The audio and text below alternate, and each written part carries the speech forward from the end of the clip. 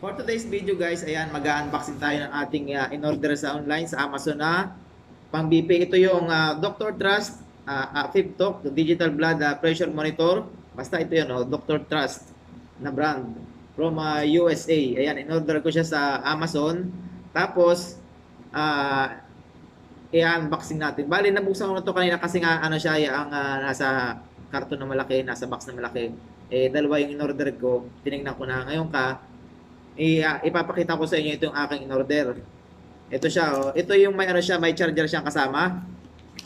Ito yung panlagay sa kamay. Tapos ito yung kanyang charger. Ayan guys, may kasama siyang charger. Hindi na kailangan ng battery kasi yung ibang ganito, may mga battery ito, wala na siyang pwede mo siyang lagyan ng battery kung gusto mong lagyan, pero may kasama siyang charger. Tapos ito yung mismong monitor. Ayan, ito yung mismong monitor. Ayan. Meron din siyang kasamang manual. Ayan yung kanyang manual. At saka warranty. Ayan. Tapos yung itong charger niya, ganito. Bali, isasaksak nyo lang to sa sa extension, kung may extension kayo. Tapos ito, dito, sa gilid. Ayan, Ayan. Tapos ito, pwede natin isaksak sa extension. Kaya lang wala akong ganito na adapter. Wala pa akong nabibili. Kaya ang gagamitin natin, yung sa cellphone na lang na charger. Kasi nga, Type-C siya, Type-C. Kung pwede natin gamitin yung sa cellphone. Ito yung sa cellphone. Kung pwede natin siyang gamitin. Ilalagay lang natin siya dyan. Tapos,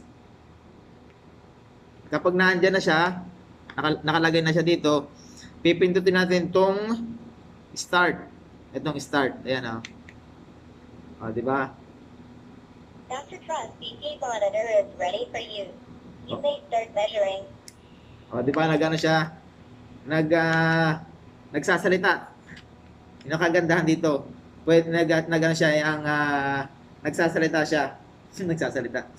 Ito yung Dr. Trust FibTalk Digital Blood Pressure Monitor. FibTalk Digital Blood Pressure Monitor. Basta yun na yun. Ito yung kanyang mga kasama. Ito yung panlagay sa braso. Medyo mahaba. Ito ang binili ko guys kasi maganda siya kasi nga may ano siya, may kasama siyang charger. Hindi katulad na yung ibang digital na bibili mo ang ano lang, yung di battery. Ay di ba minsan mabilis malobat ang battery. Kaya mahirap din. Kaya ang binili ko, may nakita ako sa Amazon, ang binili ko ay itong Dr. Trust kasi nga meron siyang kasamang charger. Kasi nga di ba, mahal ang battery.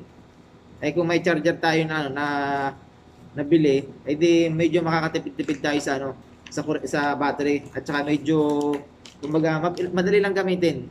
Ito yan guys, Dr. Trust. Di ba? Maganda siya. Kulay black. Tapos ito yung lagay niya ng battery pala, Kapag ginamit mo siya ng na charger ang ginamit mo yung sa charger ng cellphone, kahit hindi mo na siya lagyan ng battery. Yun ang kagandahan nitong Dr. Trust blood pressure monitor. Ito yung nagsasalita kapag halimbawa natapos ka na mag blood pressure, magsasalita siya kung ilan ang nakuha niyang result. Pero makikita mo rin naman dito yung result kung ilan. Pero may makikita ka may maririnig ka magsasalita. Yun lang guys, maraming salamat sa inyong panonood. Bale, ite-testing ko muna siya kung normal pa ba yung aking blood pressure. Ite-testing ko muna. Itong charger, hindi ko muna ito gagamitin kasi ang gagamitin ko yung sa cellphone. Kasi parehas lang siya ng Type-C kasi nga wala pa akong adapter para dito. Ayun lang guys, maraming salamat sa inyong panonood at huwag kalimutan mag-like, share and subscribe.